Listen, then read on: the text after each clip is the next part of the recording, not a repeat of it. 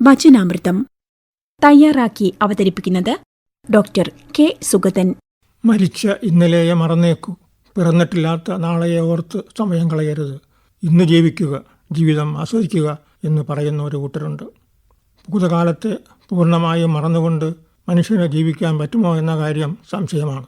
ഭാരതമെന്ന് കേട്ടാൽ അന്തരംഗം അഭിമാനപൂരിതമാകണമെന്നാണ് മഹാകവി പാടിയിട്ടുള്ളത്.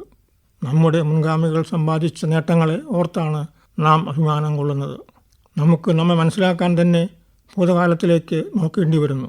നമ്മുടെ സാംസ്കാരിക പാരമ്പര്യം നൂറ്റാണ്ടുകൾ കൊണ്ട് നമ്മുടെ മുൻഗാമികൾ കെട്ടിപ്പടുത്തതാണല്ലോ. നമ്മുടെ ചുറ്റുപാടുകളെ കണ്ട് മനസ്സിലാക്കുന്ന കാര്യമെടുക്കാം. ആകാശത്ത് കാണുന്ന നക്ഷത്രങ്ങളിൽ ഏറ്റവും അടുത്ത് നിൽക്കുന്നത് തന്നെ കോടിക്കണക്കിന് കിലോമീറ്റർ അകലെയാണ്. ദൂരത്തെ പ്രകാശവർഷത്തിൽ കണക്കാക്കുമ്പോൾ 4 പ്രകാശവർഷമാണ് ഏറ്റവും അടുത്ത നക്ഷത്രത്തിലേക്കുള്ള ദൂരം. അതായത് ഏറ്റവും അടുത്ത് നിൽക്കുന്ന നക്ഷത്രത്തിൽ നിന്ന് പുറപ്പെടുന്ന വെളിച്ചം നമ്മുടെ കണ്ണിൽ പതിക്കാൻ 4 വർഷം എടുക്കുന്നു.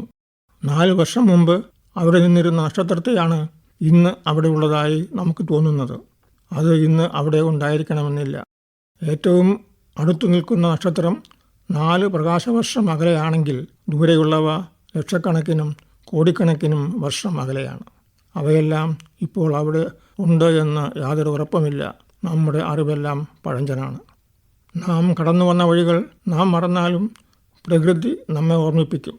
പരിണാമ സിദ്ധാന്തമനുസരിച്ച് നാം മത്സ്യവും തവളയുമൊക്കെ ആയതിനു ശേഷമാണ് മനുഷ്യനായത്. മനുഷ്യൻ അമ്മയുടെ ഗർഭപാത്രത്തിൽ ഇരിക്കുമ്പോൾ അവൻ്റെ ഹൃദയം രൂപം കൊള്ളുന്ന വിധം നോക്കിയാൽ നാം കടന്നു വന്ന വഴികൾ മനസ്സിലാവും. 4 അറകളുള്ള ഹൃദയമെന്ന അവയവം ഒരു രക്തക്കുഴലിൽ നിന്നുമാണ് രൂപപ്പെടുന്നത്. കുഴലിൻ്റെ ചില ഭാഗം ഇറുകിയും ചില ഭാഗം വീർത്തും അറകളുടെ രൂപം പ്രാപിക്കുന്നു. ഒരു ഘട്ടത്തിൽ 2 അറകൾ മാത്രം. 4 അറകൾ ആകുന്നതിന് മുമ്പ് 3 അറകളുള്ള ഒരു ഘട്ടവും ഇടയ്ക്ക് കാണും. മത്സ്യങ്ങൾക്ക് 2 അറകൾ മാത്രമേ ഉള്ളൂ, ഒരു മേലറയും ഒരു കീഴറയും. തവളയ്ക്ക് 3 അറകളുള്ള ഹൃദയമുണ്ട്. അവസാനം മനുഷ്യനിലെത്തുമ്പോൾ ഹൃദയത്തിന് അറകൾ 4 എണ്ണമാകും. മനുഷ്യൻ്റെ ഹൃദയം 2 അറകളും 3 അറകളും ഉള്ള ഘട്ടങ്ങൾ കടന്നുവന്ന് 4 അറകളുള്ള ഘട്ടത്തിൽ എത്തുന്നു എന്ന് പ്രകൃതി നമുക്ക് കാണിച്ചു തരുന്നത് അവന് പരിണാമത്തെപ്പറ്റി അറിവ് കൊടുക്കാനാണ്. മനുഷ്യൻ മത്സ്യത്തിൻ്റെയും തവളയുടെയും ഘട്ടങ്ങൾ കടന്നാണ് വന്നത്. മനുഷ്യർ ഒരു ദിവസം ആകാശത്ത് നിന്ന് പൊട്ടി വീണവരല്ല. അവർ ഒരു പരമ്പരയുടെ കണ്ണിയാണ്.